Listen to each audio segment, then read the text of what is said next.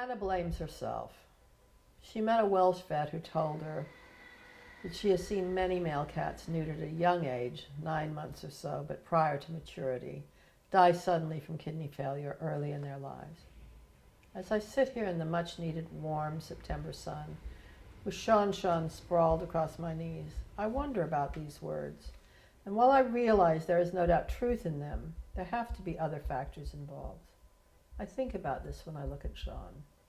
He is not yet a year when he had the op, but the garden has always been a refuge for many cats, several unneutered toms among them, many of unknown origin and dubious states of health. So to weigh up the possibility of Shawnee, very gentle in nature, becoming more aggressive with maturity, and then being taken down by AIDS before his immune system has a chance to even take hold, weighs heavily on the other side of the scale. You might think I could have had him inoculated. Clearly Sean would never have survived the shots. When I got him home, he was very weak and ill. And when I did eventually give him the combination homeopathic solution, a small lactose granule dissolved under his tongue, he went into a semi-coma for 3 days. I was terrified. I rang the homeopathic chemist. The first person I spoke to had never heard of this happening before, but I rang the next day to be told it happens sometimes. It's not printed anywhere on the literature. Sean was totally lethargic, couldn't eat, had to be held in order to do a wee. He just lay there like a limp cotton ball. I began giving him doses of camphor, hoping to antidote the remedy, and kept squirting rescue remedy to his mouth every hour or so. He slept while I nursed him, despaired, blamed myself for my stupidity, the very thing I ask you not to do. I realize now it probably saved his life.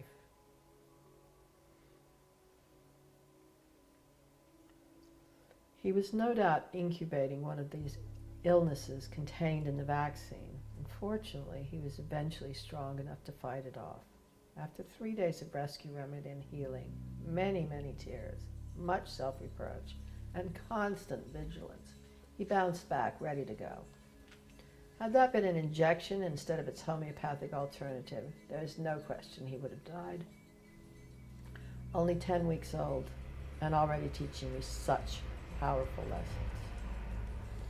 And so I decided to have him neutered before he began fighting, risking all and sundry outside in the garden.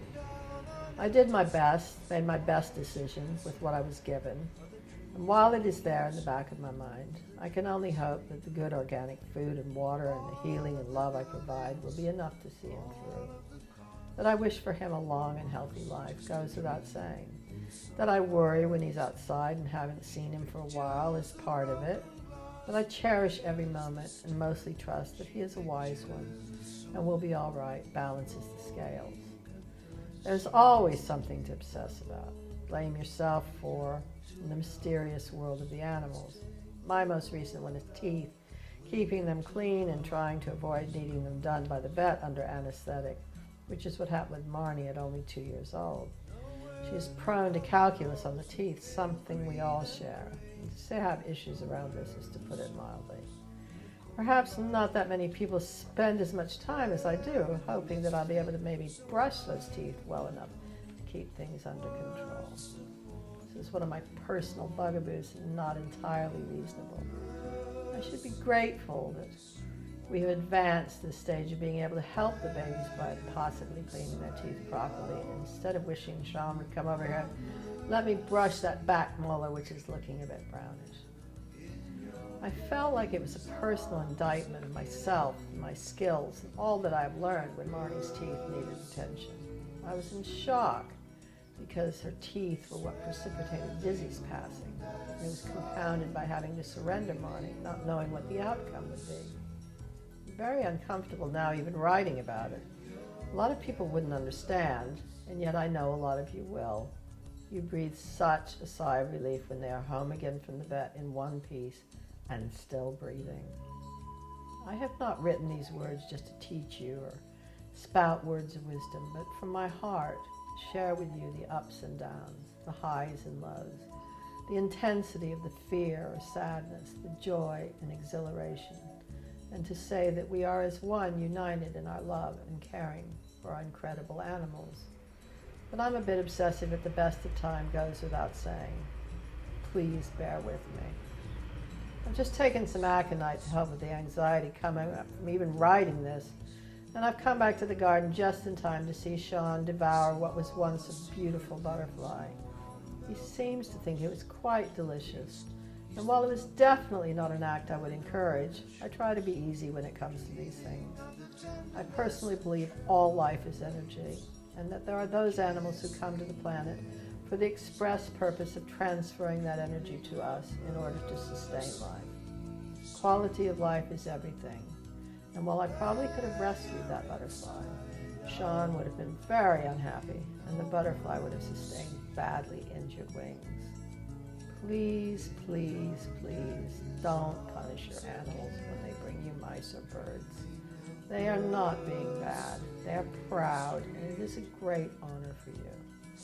I truly respect your personal beliefs, but I ask you in turn to respect your animals.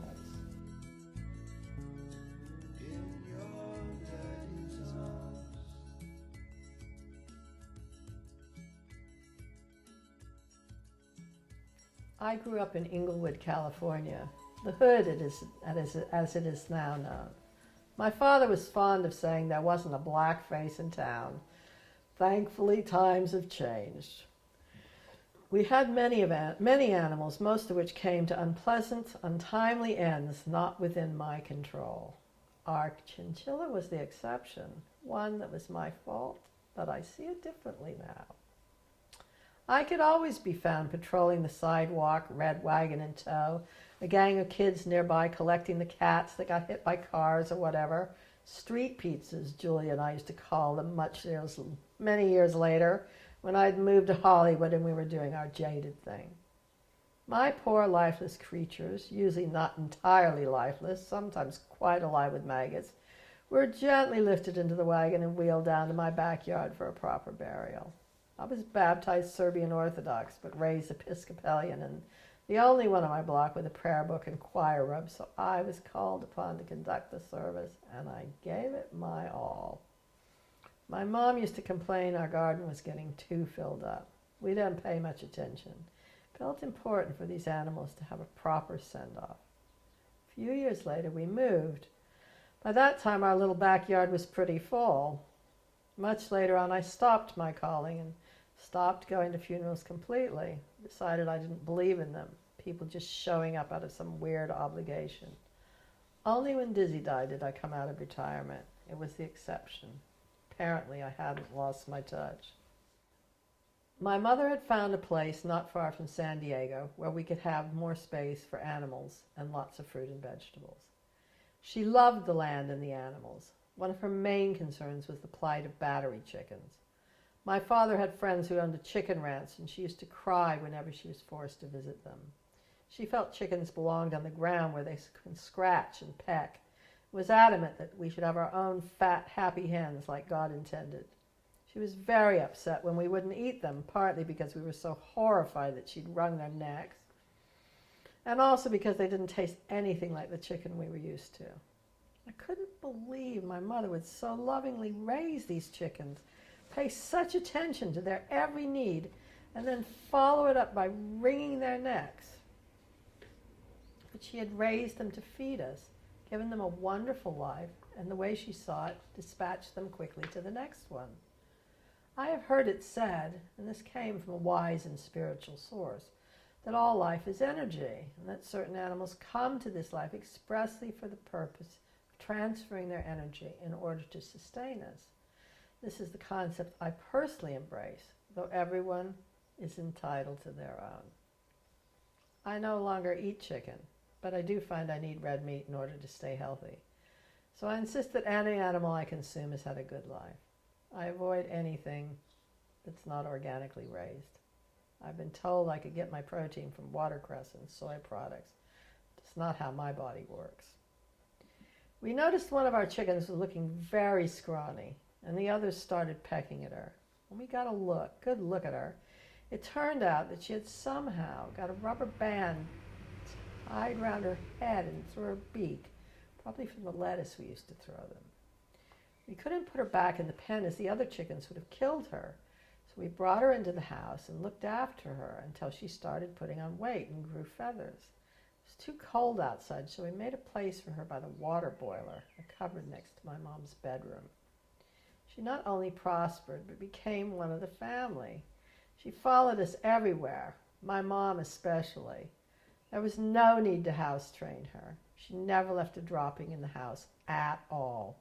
It was a long house with many rooms, and I'd come home from school and walk down the hallway and find her perched on my mom's four-poster bed, watching her do the ironing.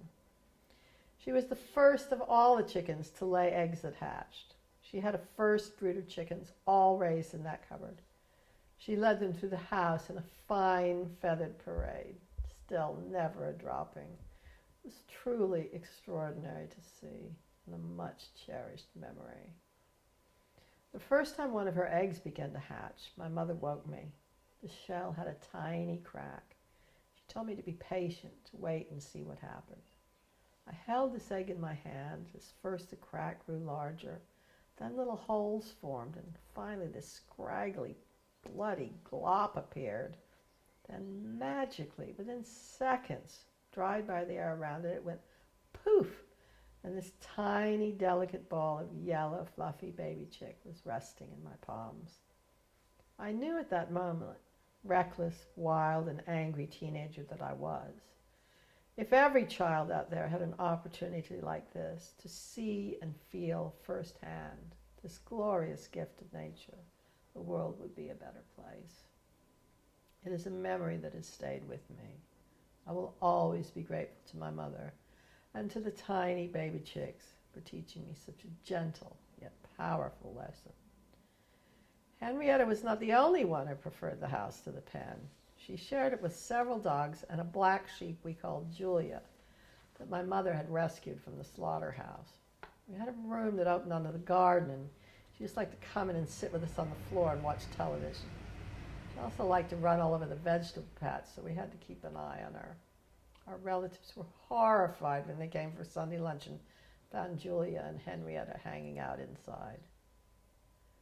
When my mother died, all these joys were lost to me for a long, long time. Everything was sold. All the animals disappeared. They remained in my heart in a quiet place, waiting for the time when they would reawaken within me, when I was somewhere further down the path, on the road I was meant to follow.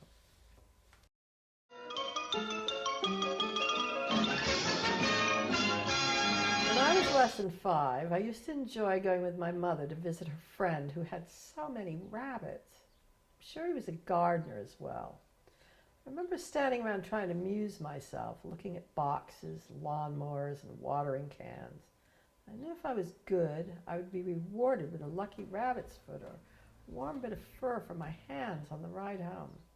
Rabbit stew was a regular on my mother's menu. One day, while I was standing in the warm sun outside, admiring all the bunnies, something clicked. I gazed up at all the bunnies, which were in cages above my head, and let out a blood-curdling scream. I didn't stop screaming when my mother appeared. "What's wrong?" she kept saying. I couldn't speak. I was too overcome. The knowledge, the betrayal. They killed the bunnies, all those soft, fluffy bunnies. I was inconsolable. "What did you think they were here for?" my mother asked, as if my tiny intellect should have made the connection. I couldn't look at my mother. I didn't want to be touched. I was reviled, horrified, disgusted. I'm often a bit slow on the uptake, but very determined. We never had a rabbit for dinner again. My family. I cannot deny that I've been asked to write this book, or that it has come easily, if not reluctantly. A large white cat sprawled on my knees. He wonders about the bag I use to carry the pages around, this soft, checkered flannel bag that makes Mommy cry. He likes to lie on it whenever he can.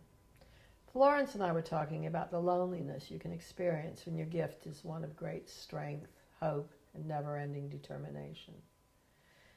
It is a constant struggle for me to realize that not everyone is the same as me, that my strengths, while not unique, are probably rare, and that people around me, and exceptionally loving and beautiful people they are, rely on me to be always going forward, harking back to the pioneers somewhere in the past. To see me vulnerable is unsettling for them, but is also a lesson in how I am willing to embrace it. She breaks just like a little girl. I have no problem going there, but it takes something big like a broken ankle to propel me, and certainly at least this much to get me off my bum and make me write this book. My house is filthy. I can do a little cooking, a little washing up, make time to exercise my body, trying hard to keep it limber and strong from the incredible lack of physical activity to which I'm accustomed. As for people, I'm okay with patience, but really don't have time for anything merely social. I need my time to, at the very least, think about the book, if not actually put pen to paper. With the problems that appear in the meantime, and as they have their way of doing, apparently a broken ankle is not quite enough to test me. I can only hope for the best, knowing that as I know myself well at this point, that it takes me a while to assimilate shocking news. As I always find myself saying to Florence, "Don't worry, it's only just happened. It'll take me a few days." Fortunately, this time it'll only take me 3 to 4 days, and thankfully not the 7 or more that I'm reserving for something really serious, like a death in the family, which in my case can't come too soon. I await my father's passing, because the world will be a far better place when he is gone. My daughter is always saying that the old guard needs to go, that life will be better without them. I agree with her. I know that in the case of my father, there will be tremendous work to be carried out in spirit, and that is why I have given it my all, really done my best to help them work on him before he goes. Neil asked me why I want him to be gone, and up till now my answer has always been, no more surprises. I've made it clear to my father that I will be there to help him towards the light when the time comes, but that when he is able to finally see me for who I am and starts wanting to talk to me, I will be long gone and turning a deaf ear. I truly gave him every opportunity when he was here. His inability to love is ensconced within an angry and hardened heart. But he's your father, people say. But they do not know. In fact, most cannot conceive of the level of evil that lies within him. That I understood him and forgave him as a child is all I needed to know. Cautious words of advice came at a time in life when there really was no word for child abuse. When I was just 16, my father killed my mother.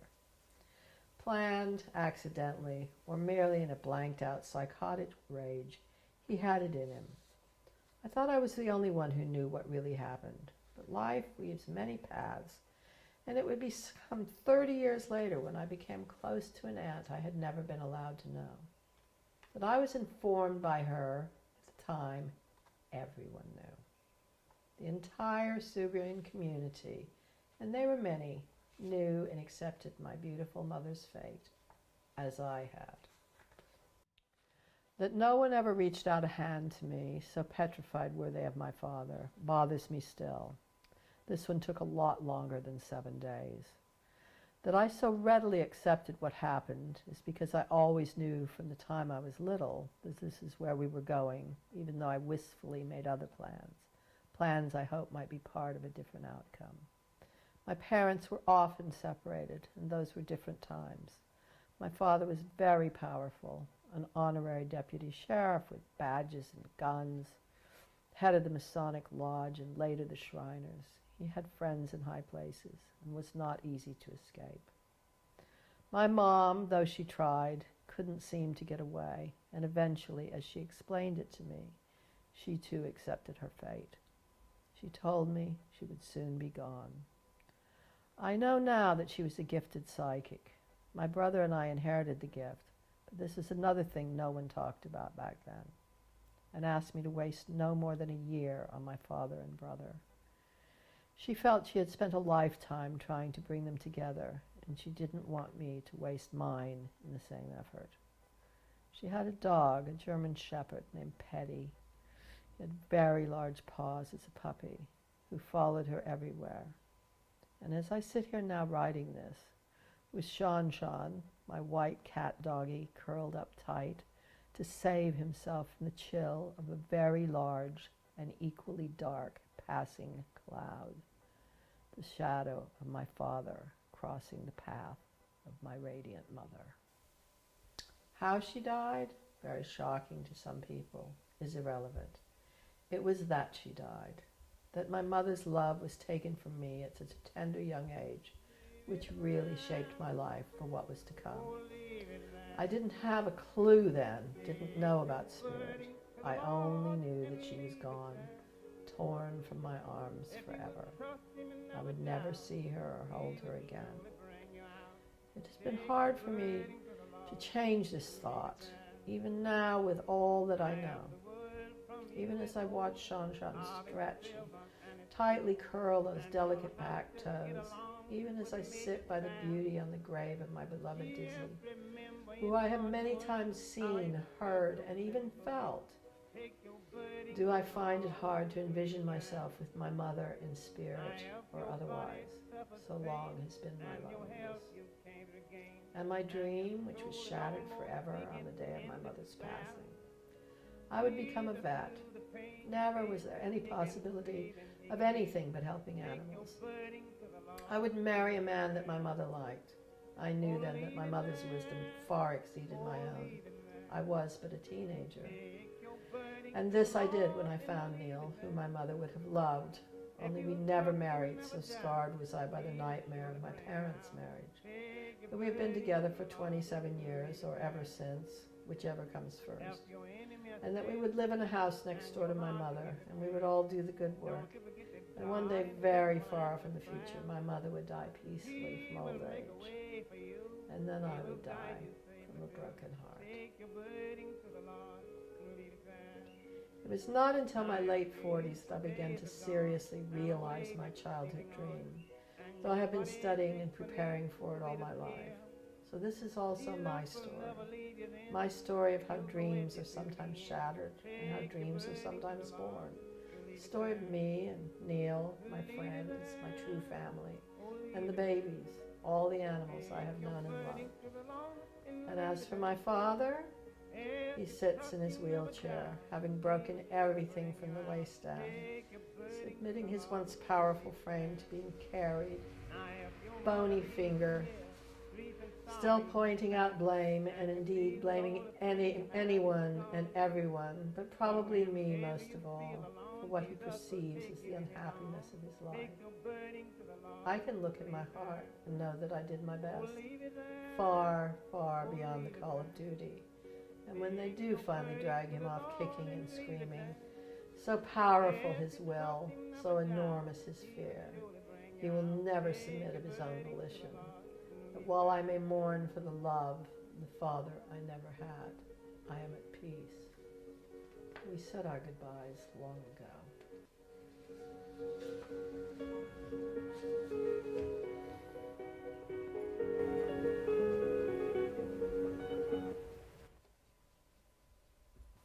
Hell. I have been in hell. That it may have been of my own making makes no difference. I have definitely spent time there, wallowed around lost and defiant, experienced its gray murkiness. Arguably, they sent me one of their emissaries in the role of my father.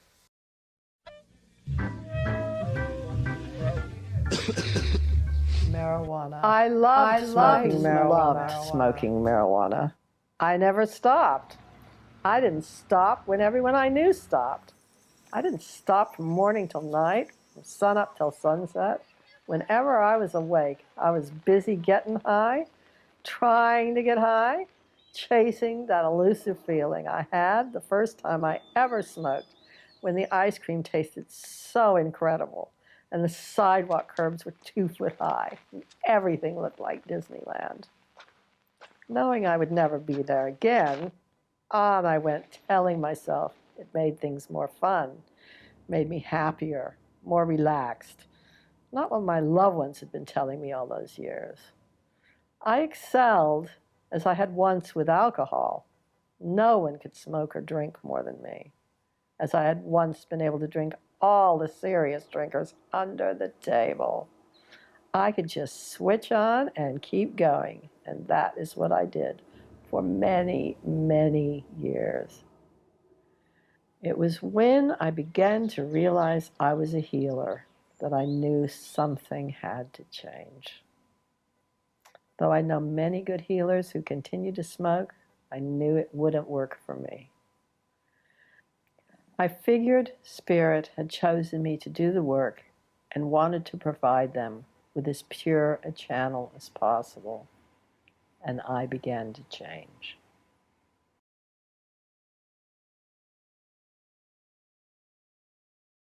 I feel that I've always been a healer. When I was younger, people would always comment on the touch of my hands. It made them feel serene and relaxed. I was surrounded by a great deal of energy that I wasn't sure how to channel. I'm a great lover of the animal kingdom, and have always had an interest in veterinary medicine in particular. But this had broadened into an interest in acquired knowledge of herbs and homeopathy. I helped people at their request who have already been diagnosed and had a keen interest in helping themselves. In 1987, I had a much-loved animal who fell desperately ill. All the conventional methods were incapable of eliciting a cure. I became convinced that he needed healing. Within days, I made contact with Nikki, who came to visit Loogie and was able, through her own work and the input of Kathleen Hughes and the spirit doctors, to unravel the mystery of Loogie's illness. He was basically allergic to the planet and eventually crossed over after long and debilitating illness. He was much loved on the planet, and many doctors, including herbalists, homeopaths, and more conventional schools, band together to try and help him.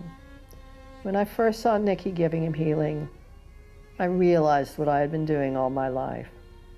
After observing her with Loogie, myself, and other family members, I began to practice.